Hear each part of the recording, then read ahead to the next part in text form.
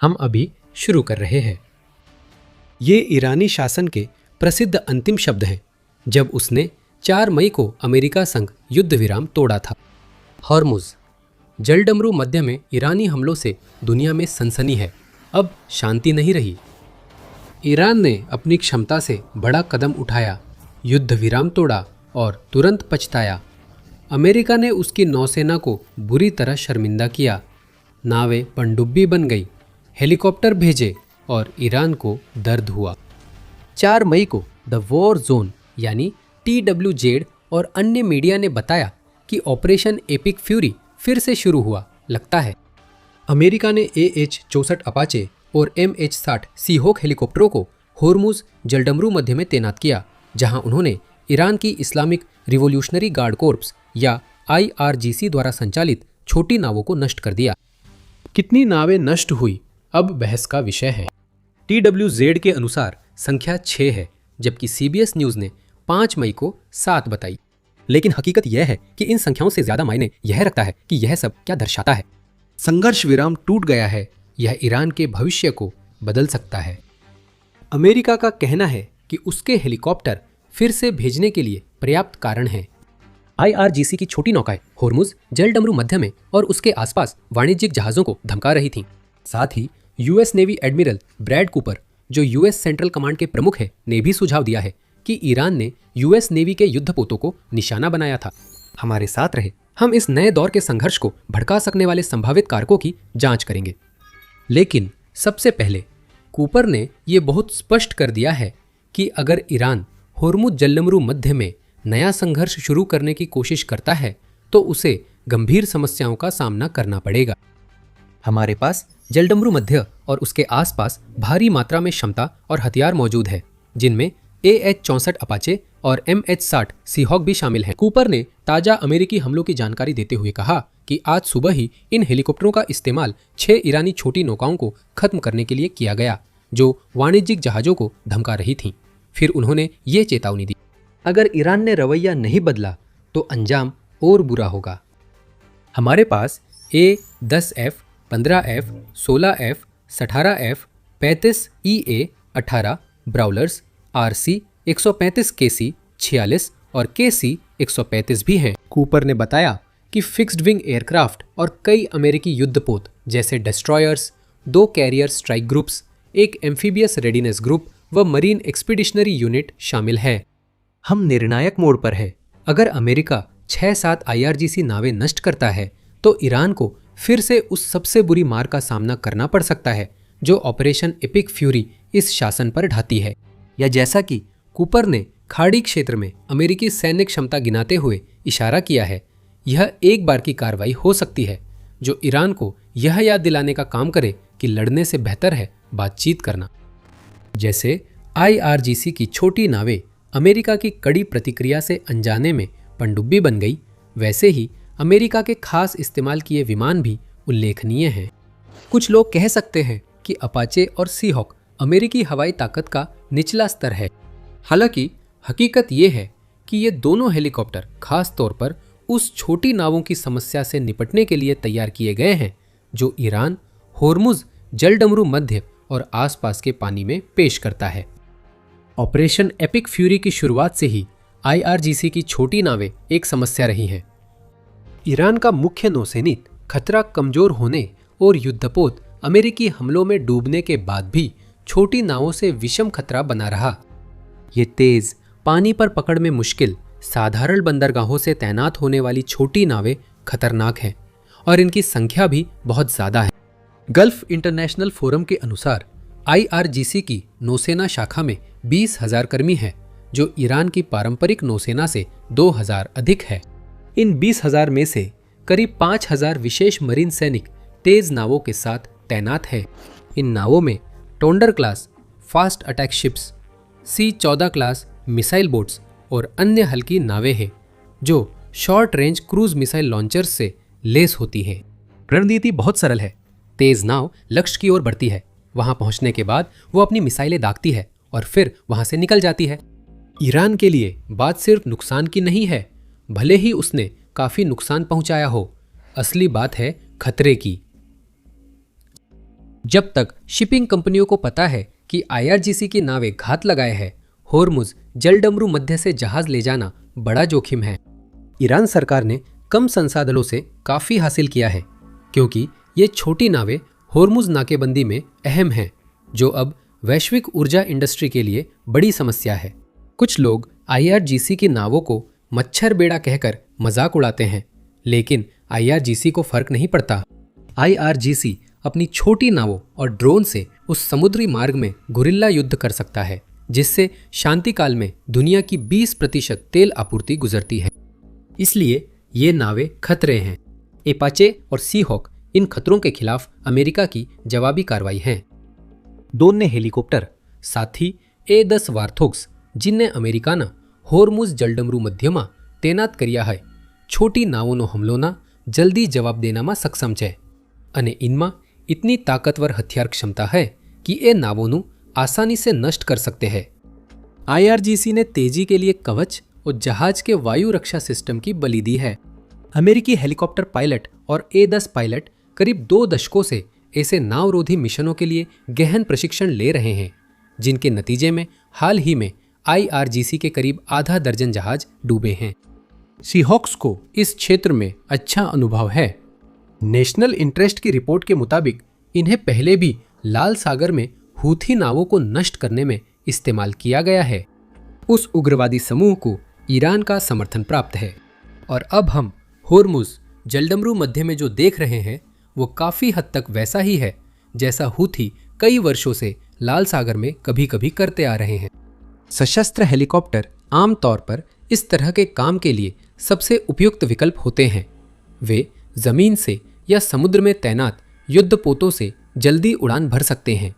वे खुद को संदिग्ध खतरे वाले इलाकों जैसे होर्मुज के ट्रांजिट रास्तों के पास भी तैनात कर सकते हैं, जिससे किसी छोटे नाव के खतरे पर प्रतिक्रिया देने और वहां पहुंचने में लगने वाला समय और भी कम हो जाता है। अगर आप अमेरिका के हेलीकॉप्टरों और विमानों में नए लेजर गाइडेड एडवांस्ड प्रिसिशन किल वेपन सिस्टम, 2 रॉकेट्स जैसे एंटी शिप हथियार जोड़ें तो ये तेज नावों के समूह से निपट सकते हैं। फाइटर जेट्स और अधिक उन्नत विमान की जरूरत नहीं है। अगर होर्मुज जलडमरू मध्य की स्थिति ऑपरेशन एपिक फ्यूरी दोबारा शुरू करने का कारण बनी तो इसका इस्तेमाल ईरान में हमलों के लिए होगा। ईरान इससे खुश नहीं है। बीबीसी के मुताबिक ईरानी सरकारी मीडिया ने अमेरिकी दावों का पहले ही खंडन कर दिया कि उसने आईआरजीसी की कई छोटी नावों पर हमला किया। ईरान का कहना है कि अमेरिका सिर्फ 2 छोटी नागरिक मालवाहक जहाजों को नष्ट कर सका, जिससे 5 नागरिक मारे गए। इन दावों की सच्चाई अभी देखनी बाकी है। ये दावे ईरान के सरकारी प्रसारक IRIB से है, जिसमें एक गुमनाम सैन्य कमांडर ने कहा कि तेहरान सरकार ने आईआरजीसी जहाजों पर अमेरिकी हमलों की अपनी जांच शुरू की थी ताकि वो इस निष्कर्ष पर पहुंच सके। अल जजीरा के मुताबिक अमेरिकी सेना ने इन आरोपों पर प्रतिक्रिया नहीं दी। अगर हम न बताएं कि ईरान सरकार और मीडिया के पास यह प्रचार फैलाने के कारण है कि अमेरिका वाणिज्यिक जहाज़ों पर हमला कर रहा है, न कि आईआरजीसी की छोटी नावों पर, तो हम अपनी जिम्मेदारी नहीं निभाएंगे। साथ ही आईआरजीसी छोटी नावों का इस्तेमाल इसलिए भी करता है क्योंकि इन्हें निर्दोष दिखने वाली नावों से पहचानना कठिन होता है। ये सब यकीन करने लायक इनकार गढ़ने के अबाउट में है और ईरान शायद अपनी कुछ होर्मुज को रोकने वाली नावों की क्षति को कुछ और दिखाने की कोशिश कर रहा है, जो असल में वह नहीं है। तनाव बढ़ रहा है और ईरान युद्ध का युद्ध विराम टूटने की कगार पर है। होर्मुज जलडमरू मध्य की स्थिति भी गंभीर हुई है।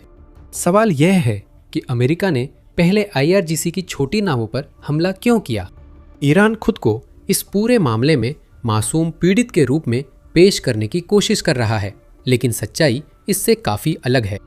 इससे पहले कि हम जाने जलडमरू मध्य में क्या हुआ, याद दिला दूं कि आप देख रहे हैं द मिलिट्री शो। अगर आपने सब्सक्राइब नहीं किया है तो अभी बटन दबाएं ताकि चैनल की कोई अपलोड मिस न हो। ईरान चाहता है कि आप सोचें अमेरिका ने यूं ही संघर्ष विराम तोड़ा, जबकि ऐसा नहीं था। असल में हुआ ये कि ईरान ने पहले हमला किया और इसकी वजह यह थी कि शासन इस बात से खुश नहीं था कि अमेरिका ने यह घोषणा की थी कि वो होर्मुज जलडमरू मध्य से वाणिज्यिक जहाजों की सुरक्षित आवाजाही के लिए आगे कदम उठाने जा रहा है। 3 मई को अमेरिकी राष्ट्रपति डोनाल्ड ट्रंप ने अपने ट्रुथ सोशल प्लेटफॉर्म पर जाकर यह घोषणा की कि होर्मुज नाकेबंदी के बाद अमेरिका क्या करने का इरादा रखता है। ट्रंप ने घोषणा की कि दुनिया भर के देश, जिनमें से ज्यादातर मध्य पूर्व संघर्ष में शामिल नहीं हैं, अमेरिका के पास आकर उनसे मदद मांग रहे हैं कि अमेरिका उनकी जहाजों को होर्मुज जलडमरू मध्य में सुरक्षित निकालने में मदद करे। ट्रंप ने घोषणा की, ईरान, मध्य पूर्व और संयुक्त राज्य अमेरिका की भलाई के लिए हमने इन देशों से कहा है कि हम उनकी जहाजों को इन प्रतिबंधित जल मार्गों से सुरक्षित बाहर निकलने में मार्गदर्शन करेंगे ताकि वे बिना किसी रुकावट अपना कामकाज जारी रख सके। अमेरिकी राष्ट्रपति ने इस कदम को सभी संबंधित पक्षों, जिसमें ईरान भी शामिल है, के लिए एक मानवीय पहल के रूप में प्रस्तुत किया और इसी तरह एक नया ऑपरेशन घोषित कर दिया गया। प्रोजेक्ट फ्रीडम शुरू होने वाला था। ईरान इससे खुश नहीं था। ट्रंप के इस दावे के बावजूद कि यह नया प्रोजेक्ट ईरान की उतनी ही मदद करेगा जितनी किसी और देश की, ईरानी शासन ने तुरंत पलटवार करते हुए कहा कि वह अब भी होर्मुज जलडमरू मध्य पर नियंत्रण रखता है। ईरान ने कहा कि अमेरिका को ईरानी नाकेबंदी वाले व्यापारिक जहाज़ों को सुरक्षा या मदद देने का अधिकार नहीं है। अमेरिका यह अकेले नहीं कर सकता, जैसा कि ईरानी मेजर जनरल अली अब्दुल्ला ने कहा कि होर्मुज से सुरक्षित रास्ता सिर्फ ईरान के समन्वय में ही संभव है। BBC रिपोर्ट के अनुसार ईरान में और लोग भी प्रोजेक्ट फ्रीडम की आलोचना करने लगे। ईरानी सांसद इब्राहिम अजीजी ने कहा कि अमेरिका नए प्रोजेक्ट से संघर्ष विराम तोड़ने का खतरा उठा रहा है और होर्मुज जलडमरू मध्य कोई बयानबाजी की जगह नहीं है। खाड़ी क्षेत्र ट्रंप की भ्रमपूर्ण पोस्टों से नहीं चलेगा। ईरान के विदेश मंत्री अब्बास अरक्ची ने एक्स पर प्रोजेक्ट फ्रीडम की आलोचना करते हुए इसे प्रोजेक्ट डेडलॉक बताया और इसे अस्वीकार कर दिया। लेकिन आगे जो हुआ, सब चौंक गए। ट्रंप के नए प्रस्ताव पर अपनी नाराजगी दर्ज कराने से संतुष्ट न होते हुए ईरान की सरकार ने युद्ध विराम के संभावित टूटने को लेकर खुद ही युद्ध विराम तोड़ने का फैसला कर लिया। 4 मई को दक्षिण कोरिया और संयुक्त अरब अमीरात ने बताया कि होर्मुज जलडमरू मध्य में उनकी व्यापारिक जहाज़ों पर हमला हुआ। संयुक्त अरब अमीरात ने बताया कि ईरान ने फुजेरा तेल बंदरगाह पर हमला कर आग लगा दी। अचानक साफ हो जाता है कि अमेरिकी अपाचे और सी हॉक हेलीकॉप्टर IRGC की छोटी नौकाओं को क्यों निशाना बना रहे थे। ये कोई यूं ही दागी गई चेतावनी वाली गोली नहीं थी जिसे ईरान को प्रोजेक्ट फ्रीडम को लेकर अपनी नाराजगी से पीछे हटने के लिए चलाई गई हो। ये एक प्रतिक्रिया थी, बदला था। अमेरिका की ओर से ईरान को ये दिखाने के लिए किया गया एक कदम था कि वह होर्मुज जलडमरू मध्य में IRGC के किसी भी हमले का इतनी जल्दी जवाब देगा कि उन हमलों को अंजाम देने वाली नौकाएं गंभीर नुकसान पहुंचाने का मौका मिलने से पहले ही समुद्र की गहराई में भेज दी जाएंगी। और अब पूरी दुनिया सांस रोके हुए है। क्या हम एक बार फिर संघर्ष की शुरुआत देख रहे हैं या ये शांति की राह में एक छोटी सी रुकावट है?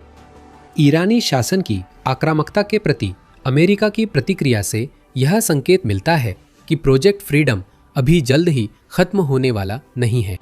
जैसा कि हमने कूपर की टिप्पणियों से देखा, अमेरिका पीछे हटने के बजाय यह दोहरा रहा है कि उसकी खाड़ी में पहले से ही व्यापक सैन्य मौजूदगी है, जिसमें वे हेलीकॉप्टर भी शामिल हैं जिनका वह पहले से इस्तेमाल कर रहा है।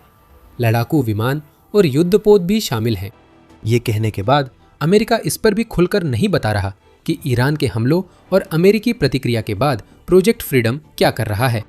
जब पूछा गया कि अमेरिका प्रोजेक्ट फ्रीडम के तहत अब UAE के बंदरगाहों की रक्षा कर रहा है या नहीं, कूपर ने कहा, मैं नहीं बताऊंगा कि हम किसकी रक्षा कर रहे हैं और किसकी नहीं, और अपनी रणनीति उजागर नहीं करना चाहूंगा। फुजेरा हमले पर मैं UAE से जानकारी लेने की सलाह दूंगा। अमेरिकी सैन्य अधिकारी ज्यादा जानकारी नहीं दे रहे हैं।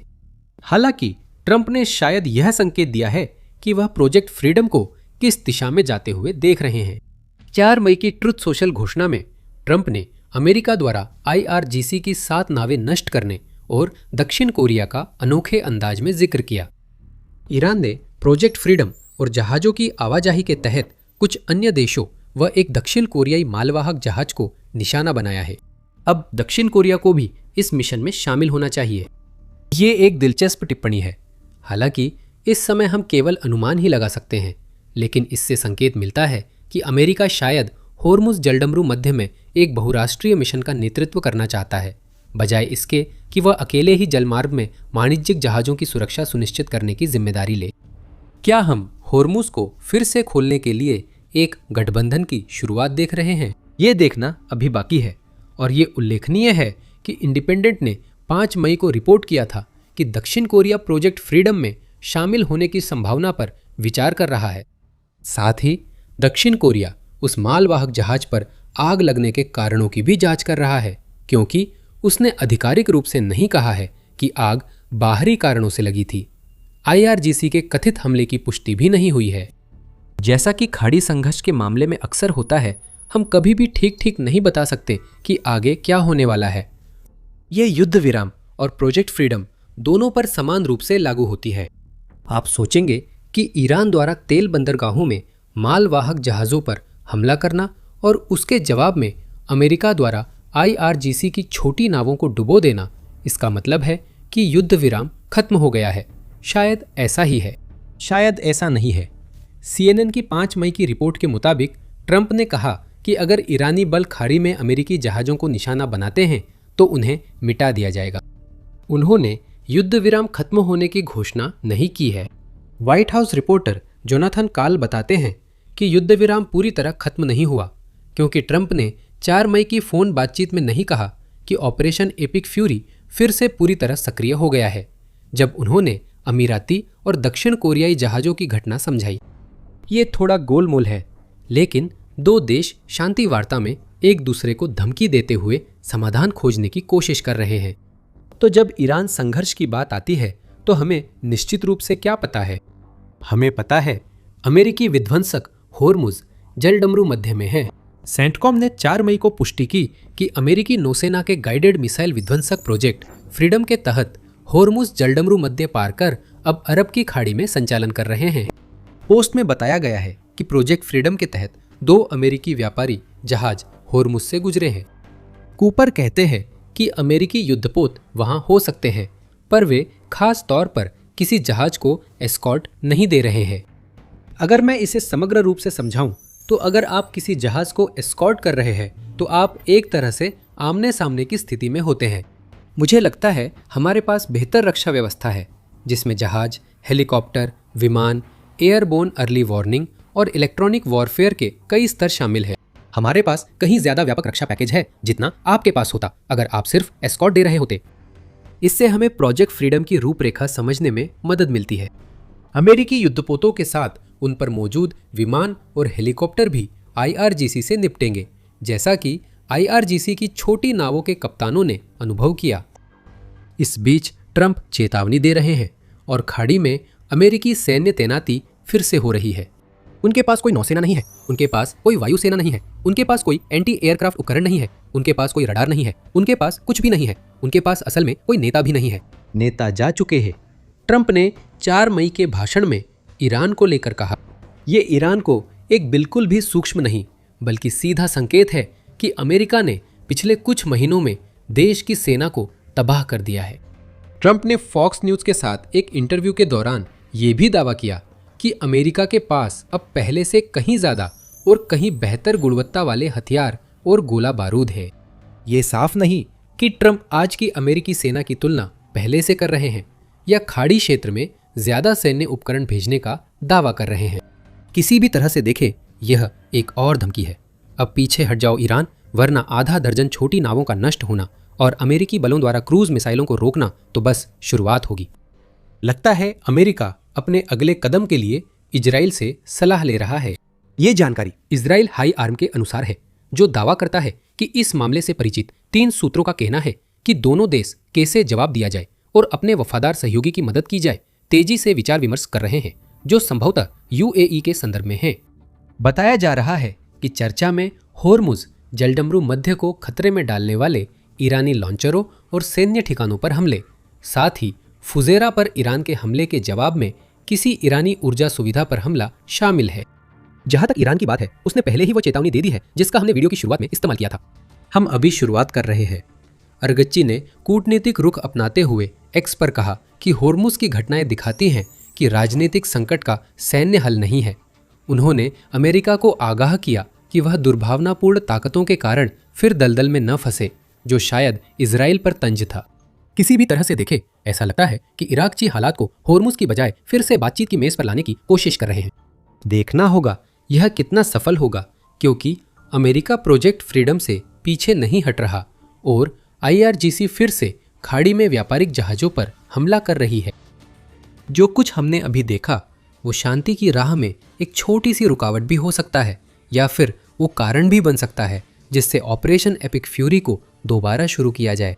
आने वाले दिन अहम होंगे। फिलहाल आधा दर्जन डूबी छोटी नावें दिखाती हैं कि ज़रूरत पड़ी तो अमेरिका कार्रवाई को तैयार है। अगर ऑपरेशन एपिक फ्यूरी फिर शुरू होता है तो एक अप्रत्याशित देश होर्मुज जलडमरू मध्य में बड़ा फर्क ला सकता है। यूक्रेन जलडमरू मध्य खोलने के लिए बड़ा कदम उठाने जा रहा है, जिसकी उम्मीद अमेरिका को भी नहीं थी। और अधिक जानने के लिए हमारा वीडियो देखें, और अगर आपको ये वीडियो पसंद आया हो तो द मिलिट्री शो को सब्सक्राइब ज़रूर करें, ताकि आप खाड़ी क्षेत्र में हो रही ताज़ा घटनाओं की हमारी कोई भी कवरेज मिस न करें। और हमेशा की तरह देखने के लिए धन्यवाद।